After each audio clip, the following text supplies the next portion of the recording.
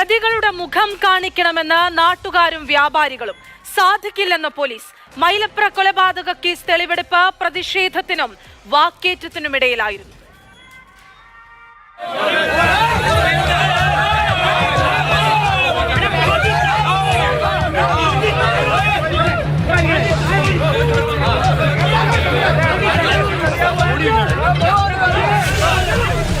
തെളിവെടുപ്പുണ്ടാകാനുള്ള സാധ്യത മനസ്സിലാക്കി നാട്ടുകാരും ജനപ്രതിനിധികളും നേരത്തെ എത്തി.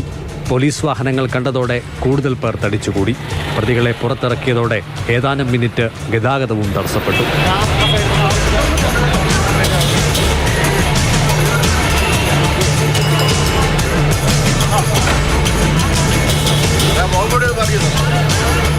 രാവിലെ 11:30 തെളിവെടുപ്പിന്റെ തുടക്കം. പ്രത്യേക അന്വേഷണ സംഘം പ്രതികളിൽ തമിഴ്നാട് സ്വദേശികളായ മുരുകൻ, സുബ്രഹ്മണ്യൻ എന്നിവരെ മാത്രമാണ് കടയിൽ എത്തിച്ച് തെളിവെടുത്തത്.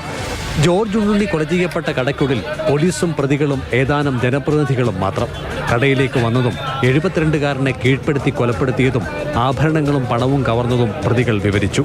അകത്ത് തെളിവെടുപ്പ് പുരോഗമിക്കുമ്പോൾ പ്രതിഷേധം പുറത്ത് ശക്തിപ്പെടുകയായിരുന്നു. പ്രതികളെ ഇരുവരെയും പുറത്തെത്തിച്ചത് തന്നെ മുഖംമൂടി ധരിപ്പിച്ചാണ്. അവരുടെ മുഖം തങ്ങൾ കൂടി കാണണമെന്നുള്ള ആവശ്യമുന്നയിച്ചുകൊണ്ട് ജനപ്രതിനിധികളും നാട്ടുകാരും പോലീസിനെതിരെ ശബ്ദമുയർത്തി. അത് ഒരു വേള ചെറിയ അസ്വാരസ്യങ്ങൾക്കും ഇടവരുത്തുകയും ചെയ്തു. തിരക്കേറിയ ഒരു നാട്ടിൽ വന്ന് ഈ അക്രമം കാണിച്ചിട്ട് അവന്റെ മുഖം കാണണമെന്ന് നമ്മൾ പറഞ്ഞോളൂ. നമ്മൾ അവരെ അടിക്കാൻ പിടിക്കുക അതിനുള്ള ആൾക്കാർ ഇവിടെ ഉണ്ട്. നമുക്ക് അവനെ ഒന്ന് മുഖം കാണിച്ചുകൂടെ? നമ്മൾ ഇവൻ ഏതാന്ന് നമ്മൾ അറിയണ്ടേ? ഞങ്ങൾ ഈ ജംഗ്ഷനിൽ നടന്നിട്ട് ഈ ഒരു സംഭവം നടന്നിട്ട് ഞങ്ങൾ പോലും അറിഞ്ഞിട്ടില്ല. ഞങ്ങൾ ഈ ജംഗ്ഷനിൽ ഓടുന്നവരാ. ഞങ്ങൾ പോലും പറഞ്ഞിട്ടില്ല. ഈ നാട്ടിൽ വന്നിട്ട് അവന്റെ മുഖം ഞങ്ങളെ ഒന്ന് കാണിച്ചുകൂടെ? നമ്മൾ അവനെ ഉപദ്രവിക്കുന്നില്ലല്ലോ. നാളെ ഇവൻ വന്ന് ഇവിടെ വന്ന് എന്തെങ്കിലും അക്രമം കാണിച്ചിട്ട് എന്ത് നിയമമാണ് നമുക്കുള്ളത്? തിരിച്ചറിയൽ പരേഡടക്കം ബാക്കി നിൽക്കവേ ആവശ്യം സാധിച്ചു നൽകാനാകില്ലെന്ന് ഡിവൈഎസ്പി നന്ദകുമാർ അറിയിച്ചു. എന്നിട്ടും നാട്ടുകാർ അടങ്ങിയില്ല. ഇതിനിടെ പ്രതികളെ പുറത്തേക്കിറങ്ങിയ പോലീസ് നന്നേ പാടുപെട്ടു.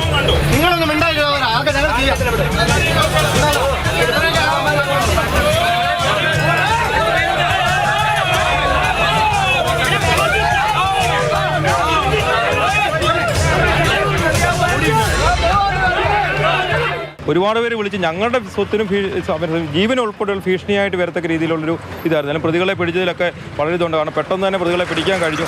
അതുകൊണ്ട് തന്നെ നമുക്ക് ഈ പ്രതികൾ പുറത്തായിരുന്നുവെങ്കിൽ ഒരുപാട് ഭീഷണിയായിട്ട് വന്നേനെ. 2-3 ദിവസത്തിനുള്ളിൽ തന്നെ പോലീസുകാർക്ക് അവരെ പിടിക്കാൻ കഴിഞ്ഞത് ഏറ്റവും നല്ല ഒരു അനുഗ്രഹമായി കേരള പോലീസ് വളരെ അഭിനന്ദനം അർഹിക്കുന്ന ഒരു കാര്യം തന്നെയാണ്.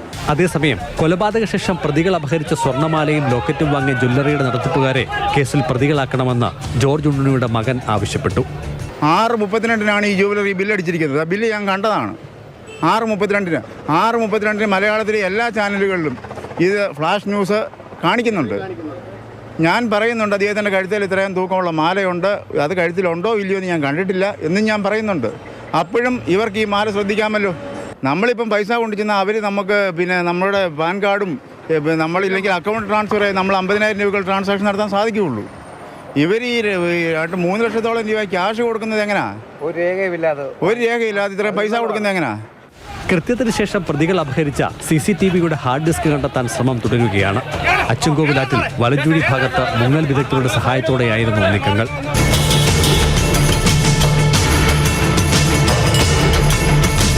ജയചന്ദ്രൻ പുല്ലമ്പാറയ്ക്കൊപ്പം CK അഭിലാൽ, മാതൃഭൂമി ന്യൂസ്, പത്തനംതിട്ട.